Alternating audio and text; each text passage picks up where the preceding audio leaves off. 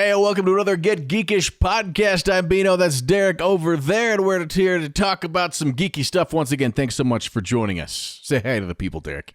Hi, people. We decided we're going to talk a little more music this week because both of us are music geeks and music junkies at heart. And I wanted to relive one of the things of, I want to call it yesteryear now because the new music technology doesn't really allow for this near as much, but the art of the hidden track. Yeah, picture this. We'll go, obviously there's the hidden track's been around for a little bit, but we'll say late 90s, early 2000s, you go to Sam Goody. I don't think that's around anymore, so we'll use Sam Goody or FYE Hastings. Yeah. You pick up a brand new album, you look at the price, you're like $20 because they were expensive. You're like, might as well. You pay for it, you peel the plastic off, you take that little sticker on the top and just zzz. That was always the satisfying part. And then you crack open that case, right? And you get the whiff of the brand new CD. With the jacket inside, you pull it out, you look at it, even you're never going to look at it again. You pop the CD in, you listen to it, and when you get to the last track, you're like, okay, cool. And then all of a sudden something happens. The CD doesn't start over. It's just going. And that last track, you're like, what the heck? The song ended like 5 minutes ago. What is this silence? And then all of a sudden, bam, out of nowhere, a new song starts. It was magical. It was extremely magical. And it threw me off, I think. Was it an Offspring album the first time I had a hidden track happen to me? I think so. It was one of those ones where I was like, why is this going on for so long? And then, you fast forward. No, because it happened on a cassette too. But you fast forward, and all of a sudden, a new song just appears out of nowhere, and you're like, "What is going on?" And like you said, we can't really have that anymore these days with digital and even on CDs, they started actually just putting a extra track on there that said bonus track or hidden track, and that was the title.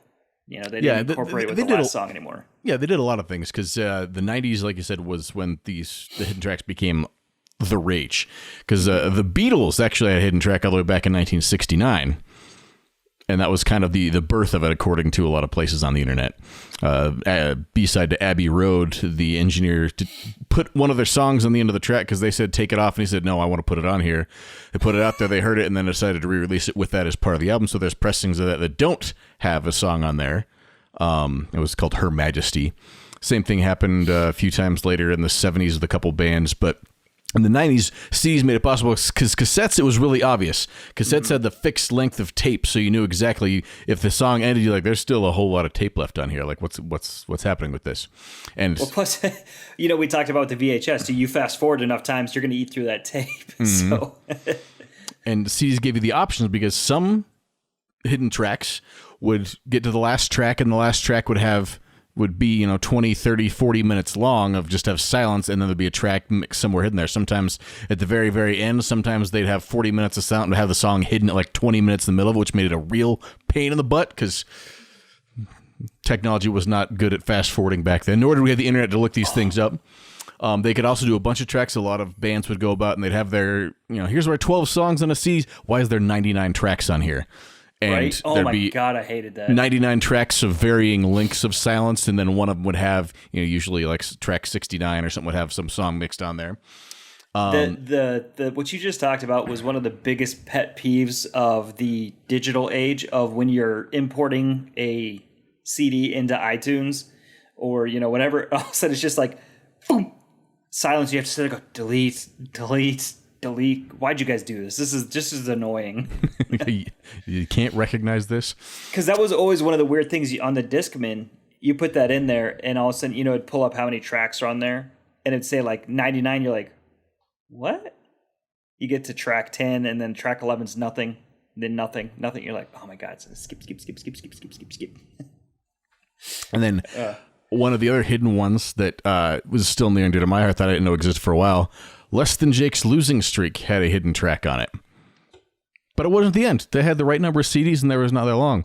To get to the hidden track on Losing Streak, you had to put the CD in and push the reverse button and get track 1 to go back to like -4 or 5 minutes. And then they had a track recorded with the old dude, Howard J. Reynolds, give you a whole intro to the CD that you couldn't hear unless you put it in and rewound to negative numbers on the first track. I thought that was kind of a genius. That's like a cheat code almost. That's pretty cool. And then when they started out with the enhanced CDs, when they started having all the copyright restrictions, CDs started coming out with the enhanced versions where you literally had to put it in a computer and download a copyright codec to play it on a computer, which was a big, a whole other tangent. I can go off on that. But a lot of those things had hidden tracks where you'd have to, find the hidden point on the enhanced CD to click it or jump through a couple hoops before you could play that other track that wasn't just part of the normal track list. And I mean, there's some gems of great songs that are out there, but there's also some bad ones. But I always got upset. Now, again, with the internet, we can always find it out. But a lot of the old hidden tracks, they just simply became referred to as the hidden track because no one knew what the name was. You couldn't look up the lyrics because they weren't in the lyric jacket. There wasn't an internet site you go set up there. It was just like, well, I guess it's just called the hidden track. Okay, cool.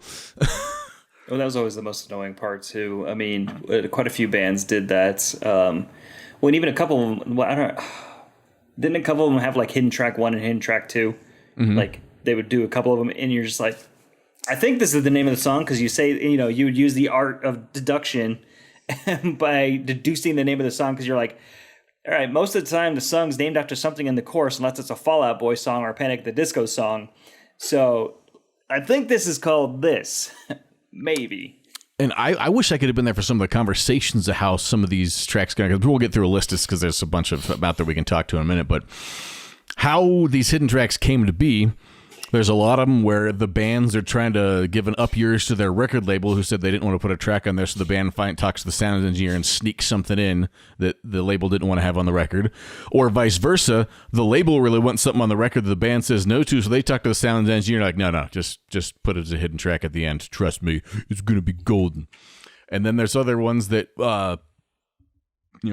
that added on later where they did a release of the album and they realized they wanted to add another song to it, so they had to repress it with more tracks, but they didn't want to pay the money to redo all the packaging and marketing already done for it, so whatever, we'll put a sticker on the front if we need to and not tell anybody about it. And then there's the ones that I feel like bands that just wanted to give a bunch of stuff to their fans. Yeah. There's one album I remember come from a band called The Scholars. They later had to change their name to Telegraph because they got in a lawsuit with, I think, Isaac Green and the Scholars. But I digress. They had their CD that was like 12 or 14 tracks, and then there was another, 30 or 40 tracks after that. There was a few of them with silence mixed in. There's a few of them of random voicemails they'd recorded between themselves and one of their friends or fans that some of them were kind of funny, some of them were weird and awkward. There's a couple of demo songs they mixed in, and then there was a couple really good songs that weren't part of the album, but you go, oh yeah, track 37, go 2 minutes in, and yeah, that's a banger. Like a banger. Well, that you also kind of hinted or touched on a different thing too, is like the early to mid 2000s was very big about the hidden tracks. They are also, for whatever reason, very big about incorporating voicemails in, like, actual voicemails. You listen to some of them and then they bleep out certain names and everything like that. I'm like, why is this on here? And then some of them would do that whole reverse the audio thing. So you listen to it and it's all jumbled up. You're like, what does that say? And then, in the early 2000s, if you didn't have high quality sound equipment or whatever, you couldn't reverse the track. Now you can use a Snapchat app if you want to. But so they would have like hidden messages that way, And I don't know if the hidden tracks and these reversing of the messages and everything like that go back to, you remember what, in the 70s when they're like, if you play the record backwards, it's a message from the devil type of thing. Because I'm pretty sure there was even a record back there when you played the record in reverse, it was actually a different song too. Yep. I don't remember who it was, but I remember hearing about it. So maybe like that was their inspiration too. I don't know, but it was always weird to me, like when all of a sudden you're listening to a song and at the end of it or in the middle of it, a voicemail pops up real quick. You're like, what the heck?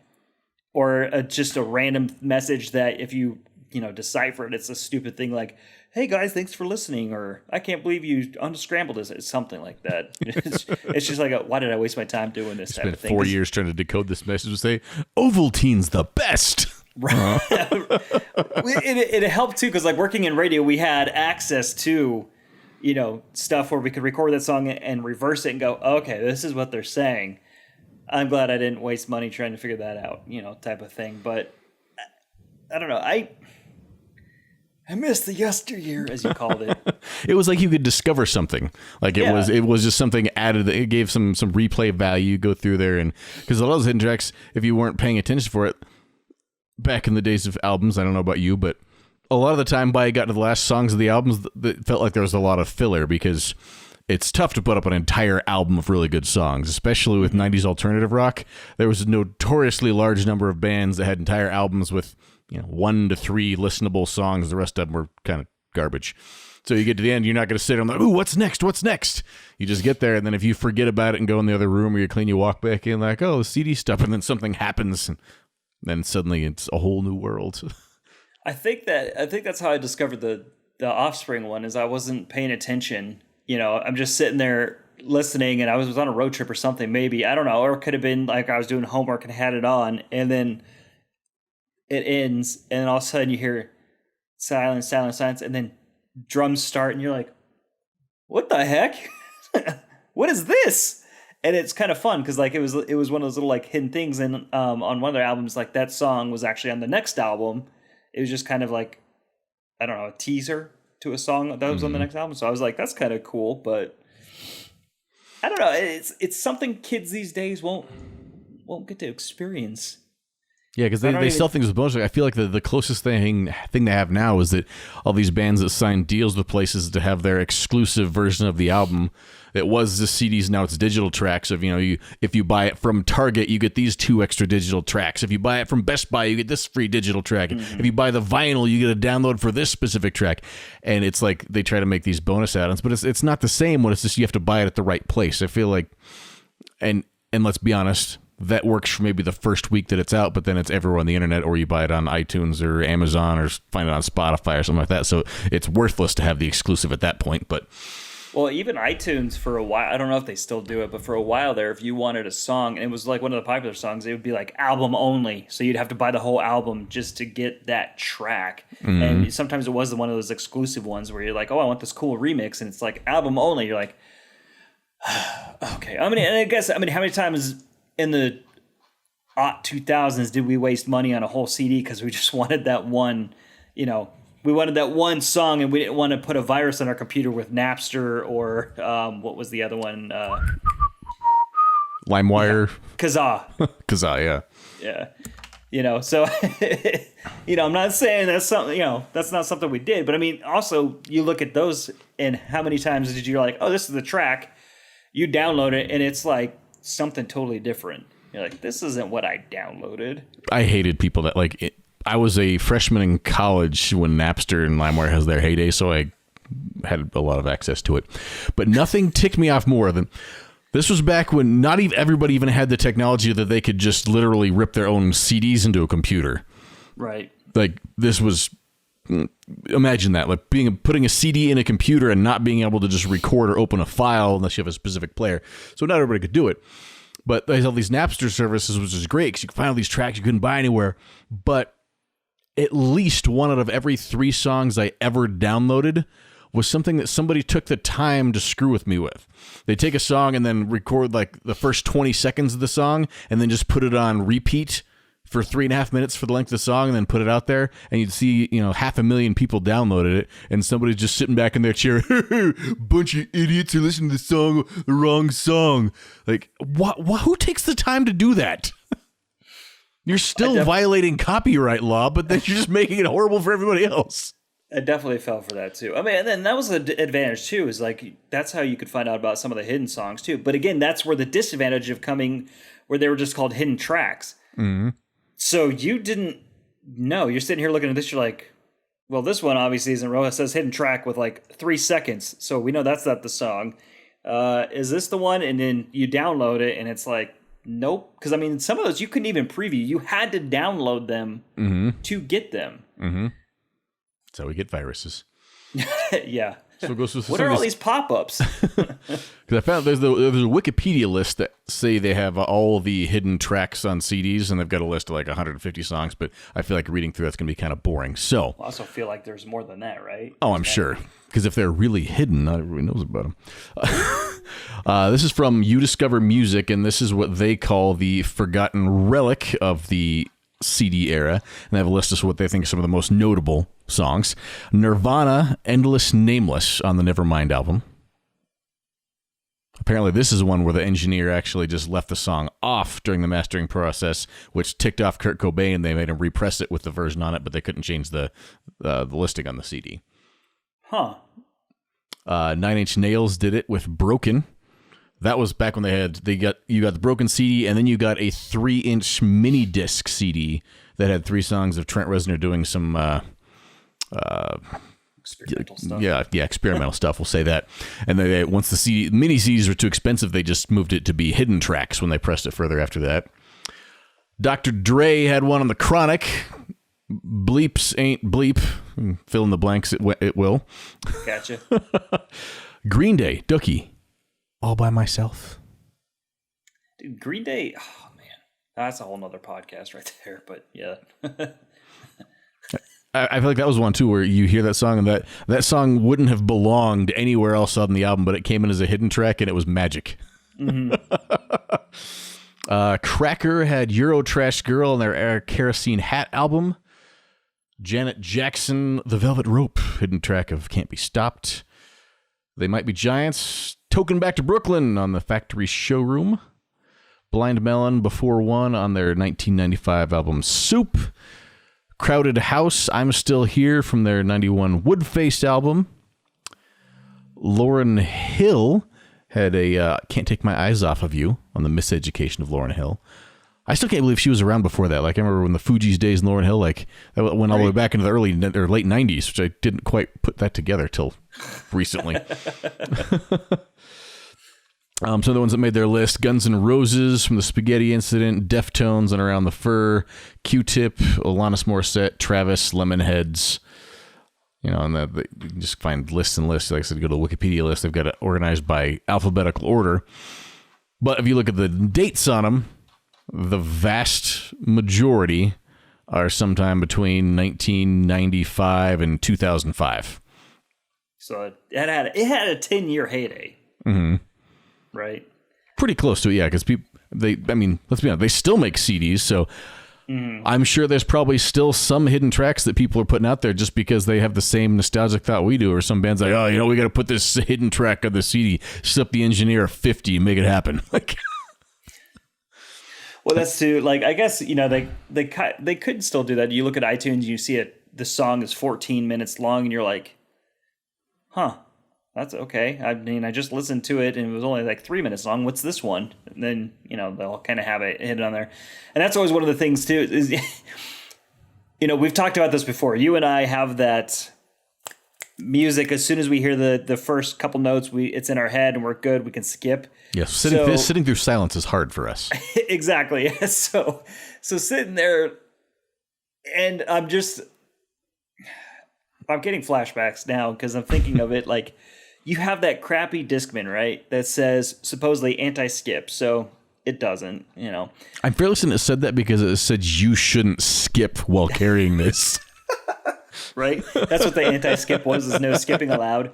So anyway, you have this Discman, right? You're on the bus going to school, you're on a road trip, whatever. You get to that last track and because you've heard it once before, that there's that hidden track and you enjoy that song, but you have to fast forward through 5 minutes of silence, which, like you said, technology back then wasn't great. So when you're fast forwarding, and you can kind of guess, some CDs had the time code, some CDs didn't. Yeah, but somehow even though it was digital, it was like 2, 5, 9, 36, 37, 42, 52. Like, wait, whoa. And then all of a sudden you just hear the audio go, you're like, oh, stop. And you've already missed like a minute of it. So then you have to rewind it. And then you go back and you're like, oh, I guess I'll listen to 2 minutes of silence. That's better than 6 minutes, I guess. Maybe I'll go to the bathroom and read the shampoo bottle for a while. So I mean, and it's funny when you fast forward, I can just hear that it was like a nightmare when you're fast forwarding through a song because it's just like. Well, there's something scary too. I don't know how true it is, but I remember at the time thinking in middle school that some of the bands actually got around because, as we've talked about in the past, that was also the time when they were throwing around the explicit label content or explicit labels sticker and having problems of having to put warning labels on CDs with explicit language. And I know a lot of punk bands especially got away with doing some really obscene things because they put them as hidden tracks. They could put the album out, have the track listing, have all the lyrics in there, but then have 10 minutes of silence in another track, and they could, do whatever they wanted on there, and it wouldn't get a label because it didn't get caught by the people that were putting it through. But I don't know how true that was. That was just what 15-year-old me wanted to believe at the time, and I'm pretty sure it had to have happened at least once. Well, it was Bowling for Soup. I'm not saying they did this, but their hidden track off of Drunk Enough to Dance, I guess it hidden is, the song's going, all of a sudden it's silence. And then it's just, I swear it's just a recording of them in the studio, just messing around, talking, and they just start singing. And you could tell they're probably drunk and they just start singing. And it's not great, but it's fun. It's not something that you're going to seek out, but when it pops up, but again, I have to sit through the silence to get to it. Because there's times where I'm sitting here driving and, when you're driving, you're like, how did I get here type of thing when you get focused. Mm-hmm. Sometimes that track comes up and I'm not paying attention. And all of a sudden it comes on. I'm like, oh, because you don't have to sit through that much silence to get to that one. But still, it's like, that's somehow hidden tracks is they just had fun doing it. You could tell that they were like, yeah, just keep it rolling. We're going to just screw around and come up with some stuff. And then like 9 minutes later, you're like, what did I just listen to? And that was when time was money in the recording studio. They didn't have endless time. Like if you were in the recording studio for an hour, you used an hour of tape and you paid for every second of that tape you used because it wasn't just fresh, just delete it and record it. It was a finite amount of resources you had to record with. Yeah. Oh man, the good old days? Question mark. There's a big question mark on there.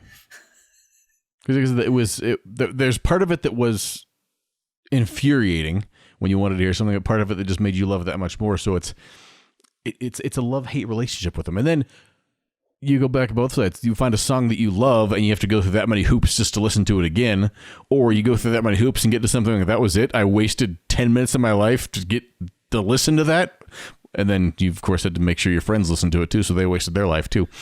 Well, I was going to say, that's the other thing, is if you had the CD before your friends or vice versa, you talk about that hidden track, you're like, oh, did you hear this? There's a hidden track on there. You're like, no, it's not. And sometimes, again, it's like that Tomb Raider code where they'd sit there and like talk it up. And then you listen to it, you're like, because it's, basically sometimes, like you said, sometimes it's the artist just trolling the listener. Like, type of thing where you're like, oh. I can't remember when but I know there was numerous CDs that literally had 10 to 20 minutes of silence, and then it was like, band was like, dude, are you still listening? Hey, get a life. What are you doing here? The CD's over, man. Like, right. And that was, we're so clever.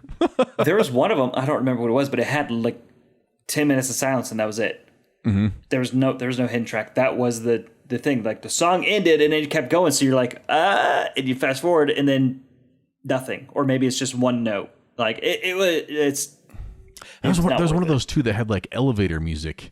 I think it was like 22 and a half minutes of just really late elevator music in the background, and then it just faded out and stopped. You're like, come on!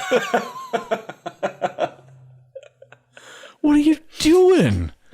Right.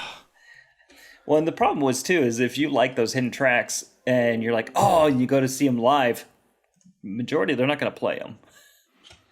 Every once in a while they might throw a song out there, or they might even throw a new song. You're like, oh, I've never heard that. And they're like, yeah, it's off of this album. You're like, no, it isn't. And it's one of those like exclusive things that they did. But the hidden track was a gem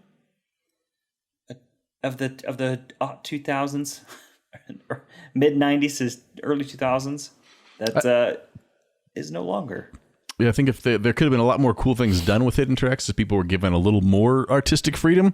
But if they'd been given more artistic freedom from the labels, then they wouldn't have put the hidden tracks to begin with. So it's almost like a catch-22. Right. And like you said, I'm sure that, and actually I'm probably pretty sure that there's still albums out there that do hidden tracks because, they still press CDs and everything like that, and they still make vinyls. So I feel like I'm going to be in the hunt for that now. Maybe that's what we need to ask people is to find us an album recorded in the last 5 years that has a hidden track on it. Not an exclusive track, but a hidden track. Just to put in our list so we can find out what else is out there.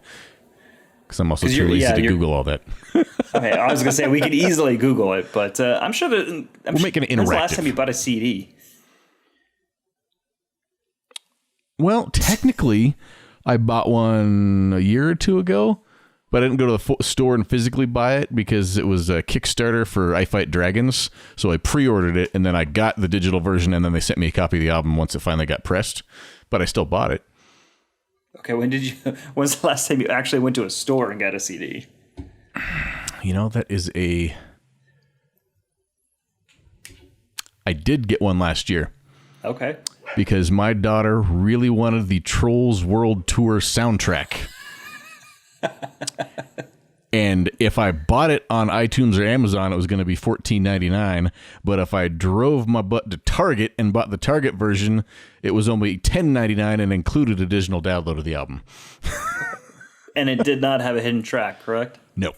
Just had a Target exclusive thing? I'm fairly certain that the exclusive on it was probably like a download pack or something that was trolls with Target logos on them or something. There you go. But that was one of the interesting times I drove and bought it out because buying the physical album was actually cheaper. Well, this even happens on Amazon occasionally. I've bought in the past. I'll go to buy an album. Oh, I like this. I'll get the whole thing. I go there like, oh, digital album's $12.99. Or you'll ship me the album for $7.99 and I get the digital side for free. Hey, okay, yeah, bring it on. Well, that was a huge push, too. We'll wrap it up with this, but that was a huge push, too, to get the, not to go off on a tangent, but we're going to end on a tangent, is to get people to buy CDs, was they'd be like, buy the CD, and you get the digital version, as well. Kind of like what they started doing with the DVDs, so... Worked for me, because I was a digital hoarder, so it worked out just fine. I mean, we still are, so... Anyway... Has there been an album recently that's had a hidden track that you've seen? That's our question to you. And even better, maybe a hidden track that you like. Yeah. Because do some research for us. We're spreading the legwork out. Let us know at Get Geekish. Hidden tracks, a thing of the past, but there's got to be some out there still. Yeah. All right, well, thanks so much for listening to Get Geekish Podcast, and we will talk at you next week.